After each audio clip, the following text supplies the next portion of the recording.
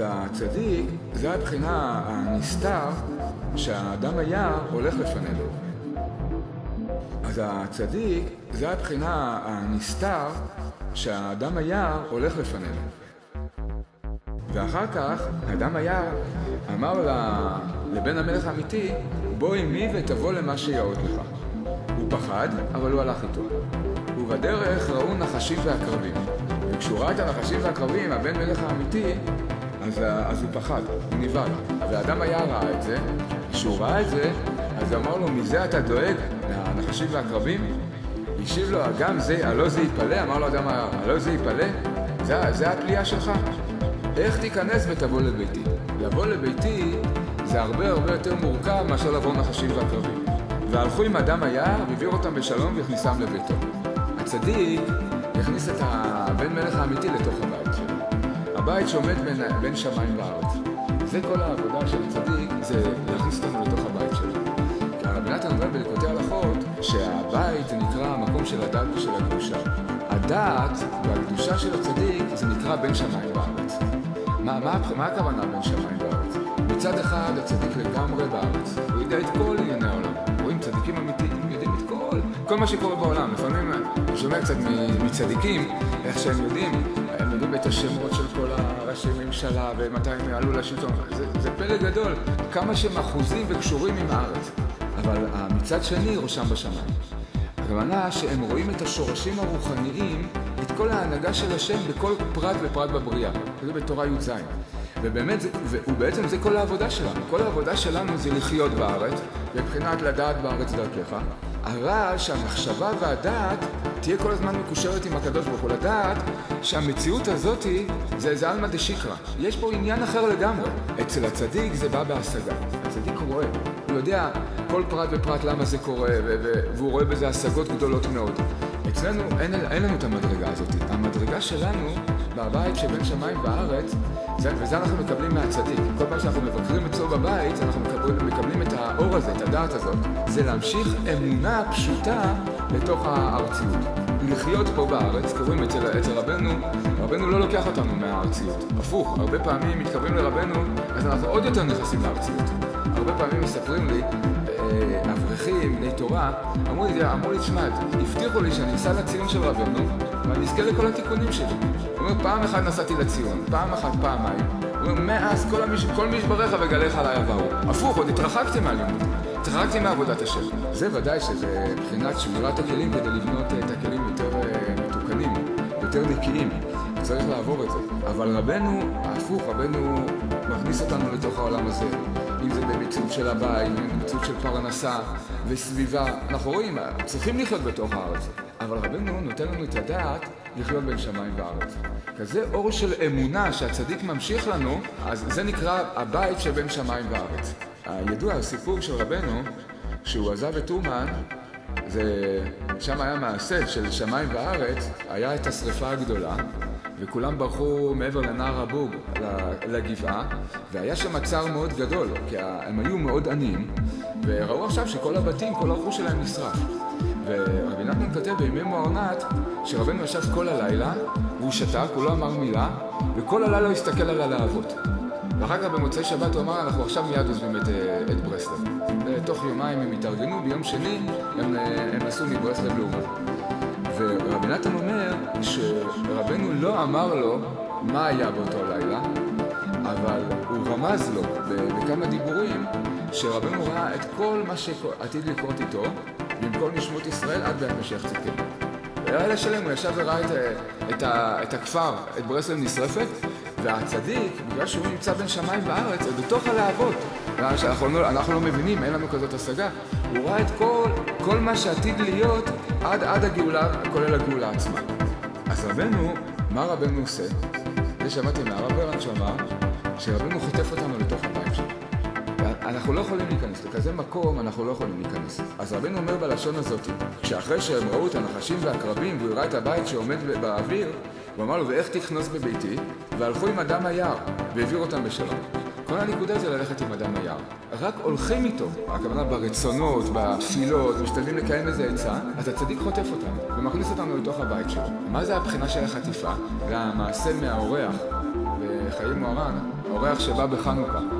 אז האורח אמר לבעל הבית, הבעל הבית לא ידע מי זה האורח. אז אמר לו, רק תלווה אותי עד הפתח של הבית. אז הוא ליווה אותו לפתח של הבית, אז הוא חטף אותו. ואז הוא התחיל לרחף באוויר.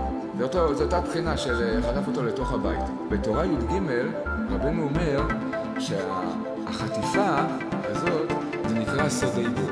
כשאדם מתקרב אל הצדיק, בעיקר, שם הרב נחמן מצ'רין אומר שבעיקר כל התיקון של תורה י"ג נעשה בראש השנה, בציון של רבנו. אבל באמת בבחינות שונות זה עשה בכל נסיעה לציון, או בכל התקרבות לצדיק, בכל התקבצות של אנשים של הצדיק, יש את הבחינה הזאת שכתוב שם בתורה י"ג. אז רבנו אומר שם כך, כשאדם בא אל הצדיק עם הרצונות, הכל הופך להיות, כל הרצונות של האדם, ורבנו אומר שם הרצונות הטובים והרצונות הרעים. וזו קושיה של הביאור הליקוטים. איך הצדיק עובד עם הרצונות הרעים? הוא אומר, כשאדם בא לצדיק עם הרצונות, אז הצדיק לוקח את האדם ומעלה אותו בסוד העיבור. סוד העיבור זה הבית שלו. נשמת הצדיק מתחילה להעיר בנו. עכשיו, ברגע שזה קורה, אנחנו לא מרגישים את זה. אנחנו גם לא מבינים מה קורה.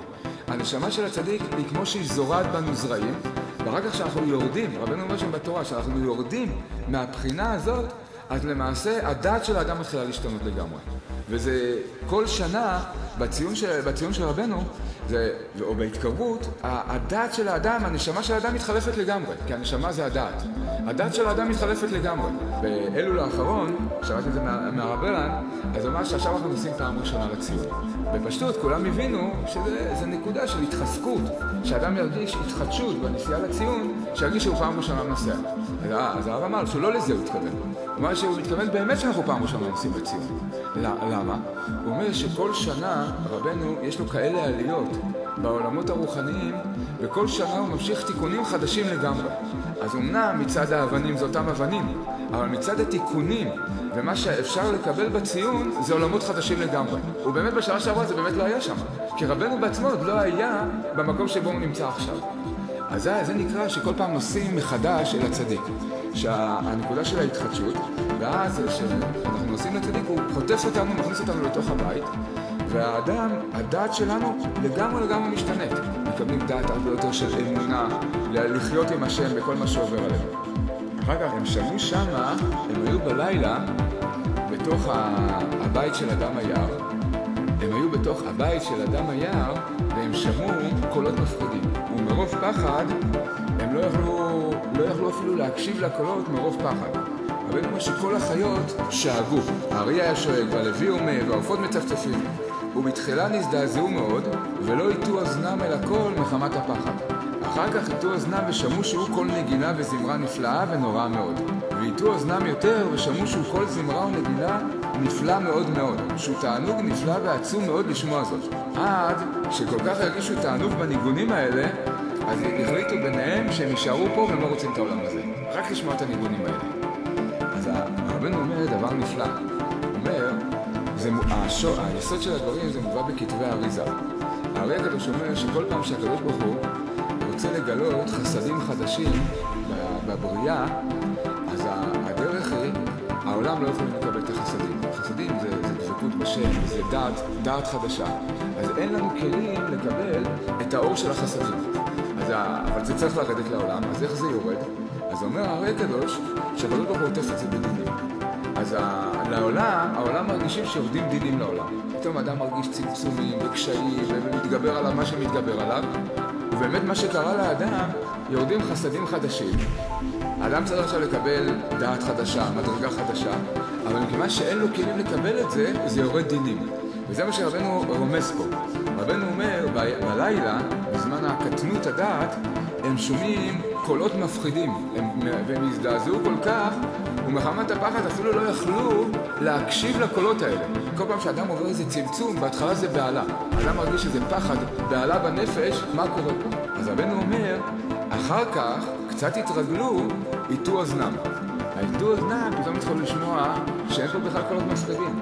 זה ניגונים כל כך נפלאים שלא רצו בכלל את העולם הזה. רק רצו לשמוע את הניגונים האלה. רק רצו לשמוע את הניגונים האלה.